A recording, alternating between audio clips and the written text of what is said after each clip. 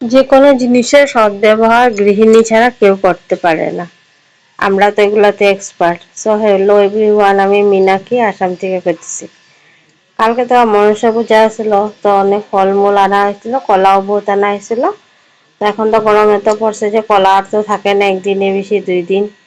তো এগুলারে দেখি সকালবেলা হাতেছে এগুলারে কিছু করে নেব কিনে ওই বড়াই বানাইতে লাগবো। আর তো কলার অন্য ব্যবহার আমি জানি না। তো কি গেলাম সুজি আটা চিনি লবণ সব কিছু দিয়া এগুলো ভালো করে মাইখা ওখানে আমি কতক্ষণ সময় লেগে মানে আরাম করতে দিব। তখন আমি অল্প আমার কাজ আছে এগুলা করে নিব। তো কালকে পূজা হয়েছিল, সকালে ঠাকুরঘর পরিষ্কার করে সব বাসন বাই করে রাখছি, এখন ওগুলা নিয়ে বসি। তো এগুলো ধুইয়া দেখা চিকচিকা করে ধুইয়া নিছি। ধুইয়া আর বাইরে রোদের দিকে দেখতেছি এত রোদ দিছে আজকে, বাপরে বাপ, গরম তো মানে প্রচণ্ড গরম। আর আকাশটাতে বৃষ্টির কোনো লক্ষণই নেই। তারপরে আর দিকে আবার আমার সানের কাপড়গুলি রয়েছে, কালকে তো ধুইতে পারিনি।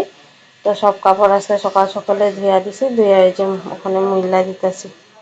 তো এত রোদ মনেও যেতেছে না, বাইরে মনে যায় যে ঘরের মধ্যে আমি কাপড়গুলি মিল্লা থিয়া দিই।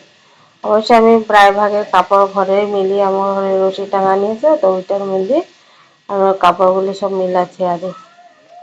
রোদ্রে মানে কি যাওয়া মানে শরীরের মধ্যে মনে হইতেছে কেউ আগুন ঢাইলা দিছে, এত রোদ মানে কটকটা রোদ যেটা আর কি।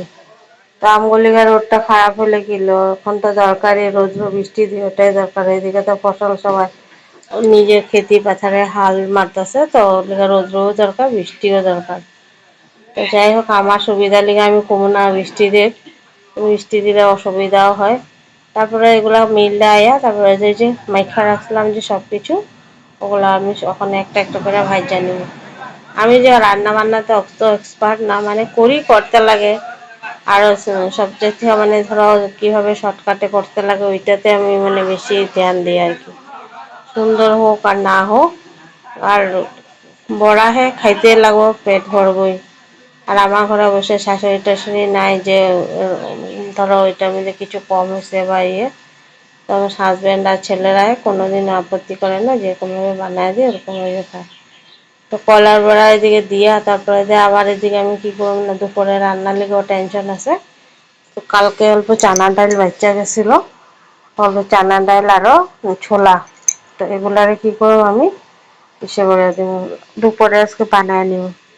তো কালকে তো নিরামিষ খাইছি, পরশু দিনও নিরামিষ খাইছি, এগুলো আজকে ডালগুলি অল্প আমিষ করে বানায় আনব। এই যে দেখো বড়াগুলি ঠিক আছে না, বড় বড় পকোড়ি মতন হয়ে গেছে আর খাইতেও টেস্টি হয়েছে। আমি তোমার তো ওখানে টেস্টটা কিরকম বুঝাইতে পারবো না, এখানে নারিকেলও দিছিলাম না, তো ভালোই লাগে। আর বড়া টড়াগুলি কালারটা সুন্দর হলে খাইতে আরও ভালো লাগে। আমি অনেকে কলা বড়া কালো কালো করে দেয়, ওগুলো আমার কাছে অত ভালো লাগে না। দেখতে হলে যে জিনিস দেখতে সুন্দর আমি ভাবি খাইতে ওইটা সুন্দরই হয়। এই যে করলাম চানা ডাল আর অল্প ছোলা আসলো, এগুলা বসাই দিছি কুকারে সিটি মারবো। তো মাইরা তারপরে যে আজকে ভাবতেছি এগুলার অল্প অন্যরকম বানাবো। অন্যরকম আর কি, সব দিনই নিরামিষ বানাই, আজকে এগুলো পিঁয়াজ সোমবার দিয়ে বানাবো। তার দুপুরে পুরি বানায়। আমার এই ব্লগটা তোমার কিরকম লাগলো অল্প তোমরা কমেন্টস করবা, পারো যদি সাবস্ক্রাইব করে নেবা। আর হলো তো কষ্ট করে বানাই, আস্তে আস্তে আরও ইমপ্রুভ হইব আমি ভাবি আর কি। আমি সব তো মানে একদম এক্সপার্ট না, ধরো আর আজ আমি ঘরে